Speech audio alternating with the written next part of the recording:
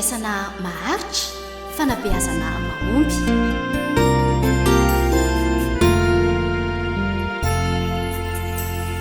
Herinandro fifandraisana ny 10 ka hatramin'ny 12 Jolay 2024.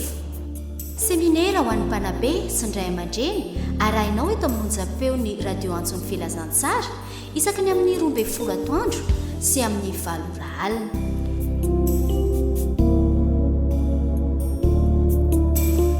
Azo atao ihany koa ny manaraka izany ao amin'ny page Facebook Antson'ny Filazantsara Antsiranana. Asa tonoina ary herinandro fifandraisana ny 10 ka hatramin'ny 12 Jolay 2024. Seminera ho an'ny mpanabe sy ny ray aman-dreny.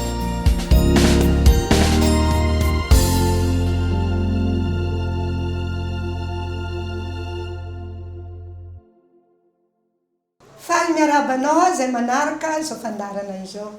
Mitoy ihany moa zany ny herinandro ho an'ny fifandraisana ka hijery ny lohahevitra fafito antsika androany izay manao hoe mamantatra ny ankizy. Zava-dehibe tokoa ny fanabeazana ny ankizy izay antony ho avy kanefa manano sarotra izany amin'izao fotoana izao ary ny fahasamihafany toetran'ny ankizy ihany koa dia vao maika manampitrotraka izany. Dia ilaina ary ve zany ny fahalalana ny toetran'ny ankizy? Izany fanontaniana hovaliana eto mandritra minitra vitsivitsy ka ao anatin'izany no ahitana ny mampiavaka an'Andriamanitra rehefa mitaiza sy ireo tokony ho voadinika amin'ny ankizy ary manomboka aiza ny tokony atao ifandiniana io. Alohan'izany anefa dia ndehantsika hivavaka.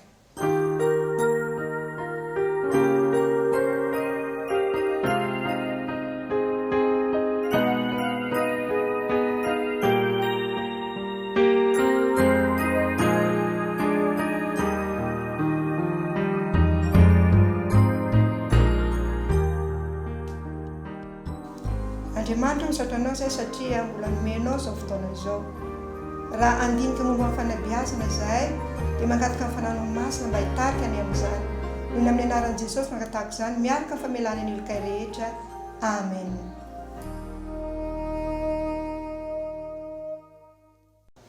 Inona marina tokoa no mampiavaka indrindra an'Andriamanitra rehefa mitaiza? Andeha vakintsika izay voasoratra amin'ny Salamo 5:30 ny andininy voalohany. Salamo 5:30 ny andininy voalohany. Amin'ny anaran'i Jesosy toy izao mivaky ny teny: Jehova o, efa nandinika ahy ianao ka malala. Tena fifaliana ho an'i Jehova tokoa mantsy ny mandinika antsika. Ary tsy Jehova ihany fa ny lanitra manontolo dia voatary no tena liana amin'izay miseho amin'ny fiainan'ny tsirairay eny hatramin'ny anjelany an-danitra mihitsy azy. Heverina izany fa toetra tsotra sy voalohany indrindra ho an'ny mpanabe dia ny mandinika ny ankizy izay beazana. Inona avy indray ary ireo zavatra tokony ho voadinika eo amin'ny ankizy? Andeha vakintsika indray izay voasoratra amin'ny Salamo 5:30 ny andiny 2 ka hatramin'ny 4. Salamo 5:30 ny andiny 2 ka hatramin'ny 4.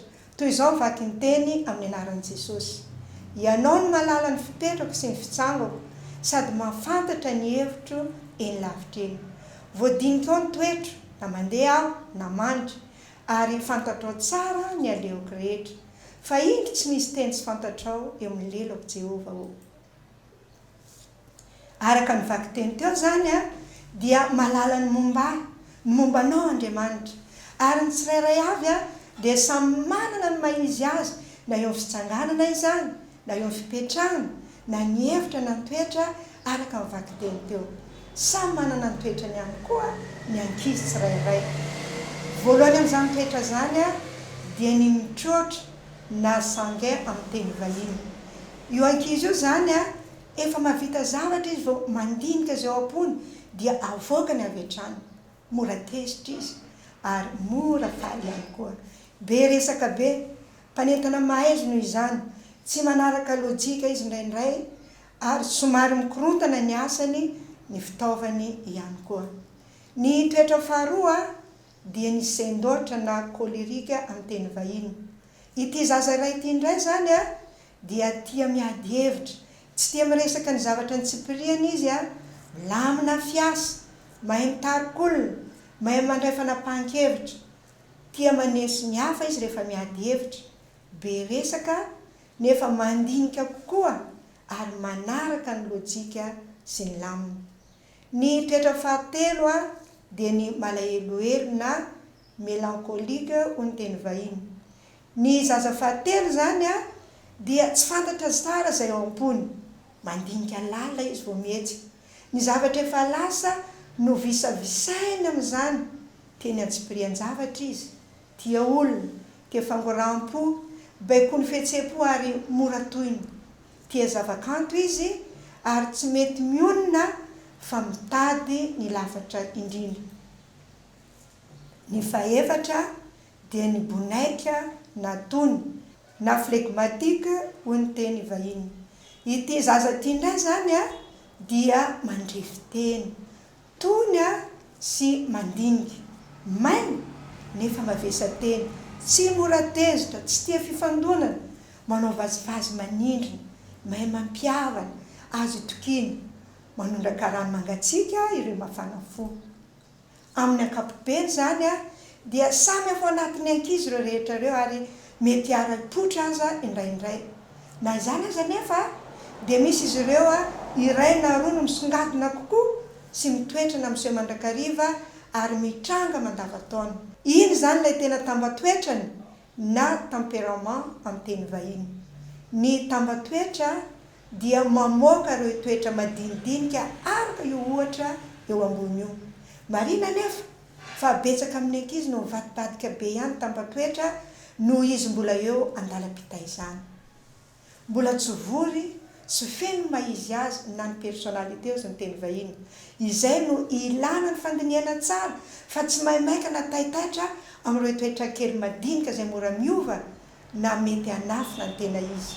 Raha tsorina izany dia misy ireo toetra madinika na hoe karaktera amin'ny teny vahiny mety hanafina ny tena izy noho ny fahalalam-pomba sy ny tahotra na ny henatra. Mila mpanabe mahay mandinika lalina eo amin'ny famantarana azy ireo. Ny lalao matetika ho an'ny ankizy sy ny tanora no tena ivoan'ireo tena tambatoetra ananany.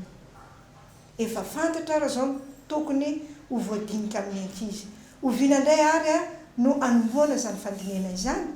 Ndeo ho jerevantsika ao amin'ny Salamo 7:30 ny 2:4. Salamo 7:30 ny 2:4. Toy izao vaky teny amin'ny anaran'i Jesosy: ny masonao efa nahita na dia fontsy mbola ary fady aza ao. Ny mpanao salamo dia nahatsapa ny fitantanan'Andriamanitra azy hatrany am-boroka. Jehova dia mijery antsika hatrao an-kibo. Tena ilaintsika mihitsy ny malala ny ankizy be antsika hatramin'ny fahakeliny araka izay tratra. Eny hatrany am-boka raha azo atao. Reto misy torohevitra vitsivitsy izay mety hanampy antsika amin'ireo fahalalana ny zanantsika sy ny zavatra ilainy araka ny sokajy-taona misy azy. Sokajy-taona ohatra amin'ny herintaona, ny tendra ankapobeny tadiavany zany, marefo amin'ny ankapobeny izy mora andairany aretina sy ny fihetsem-po tsara na ratsy. Inandriana ny ilainy sy mahaliana azy fa nohona fitiavana feno ary tsy mazaka ilaozana. Ho antsika zany izay manana ny taona io dia aoka ny fitiavana feno ary aza mba miala azy satria tsy zakany izany. Ny herintaona ka hatramin'ny 3 taona indray toy izao mitoetra ankapobeny fanombohana fanandramana. Izany hoe tia mandray sy milalao izy ary ny zavatra ilainy sy mahaliana azy mila fitiavana sy fitantanana izy. Ny sokajy-taona 3 ka hatramin'ny 5 taona ny toetra ankapobeny dia fiatomboan'ny fahaleovan-tena. Io zany izy mihinana tsy tiany zany fahanana. Mandeha izy tsy ilainy tantanana dia mbola tsy mahay mandeha tsara azy. Ary ny ilainy sy mahaliana azy amin'izany dia ny fitokisana nefa tsy ilaozana. Ny sokajy-taona 5 ka hatramin'ny 10 taona ny fiatomboan'ny famoronana zany ny toetra ankapobeny. Izany hoe mamorona sary, mamorona hira, mamorona kilalao maka hazo kely dia amboarina ho lasa tomobile na mamolavola tanimanga anaovana sarin'omby lahy kely. Ny ilainy sy mahaliana azy dia mila henona sy ankasitrana manokana. Izany hoe ho anao izay manana ny tontaona io zany mahaiza miaina sy mankasitraka ny zanakao. Nisy kajy taona folo ka hatramin'ny 5 taona indray zany a ny toetra-kapobeny dia fiatomoan'ny fitrandrana ny maha izy azy, zany hoe mamantatra ny mampiavaka azy amin'ny namany ary tia misokantona zany a maha izy azy zany izy. Ny zavatra ilainy sy mahaliana azy a dia ny fitokisana, mila fitokisana izy a ary mila namana matoky, mila fitiavana sy torohevitra. Nisy kajy taona 9 ka hatramin'ny 12 taona indray a ny toetra-kapobeny a dia fifoazan'ny fitiavana, fibanjinana ny hoavy, zany hoe banjina hoavy izy ary miezaka manita ny fianarana. Ny zavatra ilainy sy mahaliana azy a dia mila fifampiheverana, mila fitokisana, taridalana ary namana mahatoky. Nisy kajy taona 12 taona sy hatramin'ny 13 taona indray a ny toetra-kapobeny fanombony fivelarana, satria manaona efa miasa izy, manambady, manao mariazy ary efa mananjanaka. Ny ilainy sy mahaliana azy mila taridalana sy fitokisana izy amin'izany.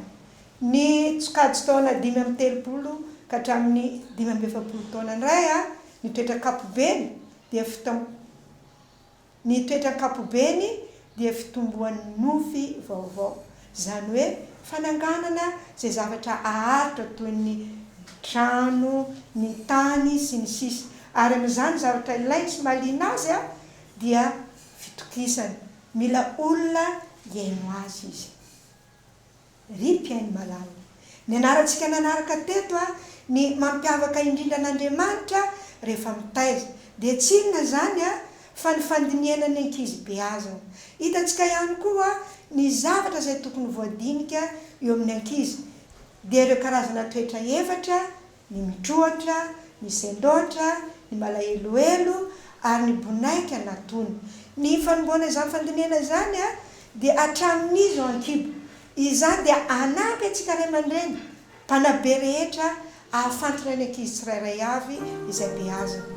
Koa Andriamanitra ne nombantsika ka ho tena mpanabe kolokolo ireo ankizy a ho lasa olom-pirenena vanina amin'izao fiainana izao sy amin'ny fiainana ho avy ane na ray aman-dreny sy ny mpanabe rehetra. Amen. Mbola hiaraka hivavaka isika. Rainay tsara indrindra izany an-danitra, misaotra anao izay noho ny nomenao izany teny izany. Misaotra anao noho ny nanoroanao hevitra anay fa tokony andinika ny ankizy izay beazanay izay. Engane ka ho tena mpanabe hikolokolo ireo zaza ireo, ho lasa olom-pirenena vana amin'izao fiainana izao sy amin'ny fiainana ho avy ane izay tsirairay avy. Noho ny amin'ny anaran'i Jesosy no angatahako izany. Amen.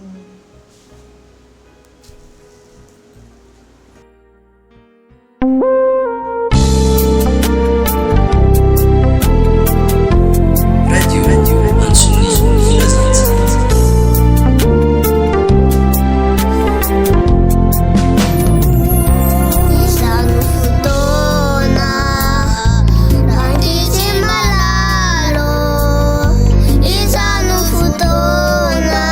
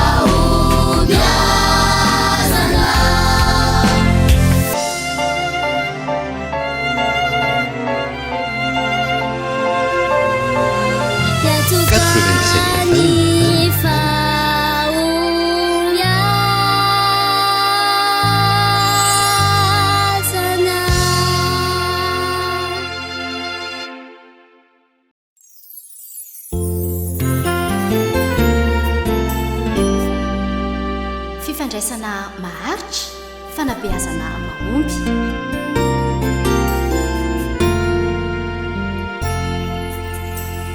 Herinandro fifandraisana ny 10 ka hatramin'ny 24 Jolay 2024. Seminera ho an'ny mpanabe sy ny ray aman-dreny arahinao eto amin'ny onjam-peo ny radio antson'ny filazantsara isaky ny amin'ny 12 atoandro sy amin'ny 9 alina.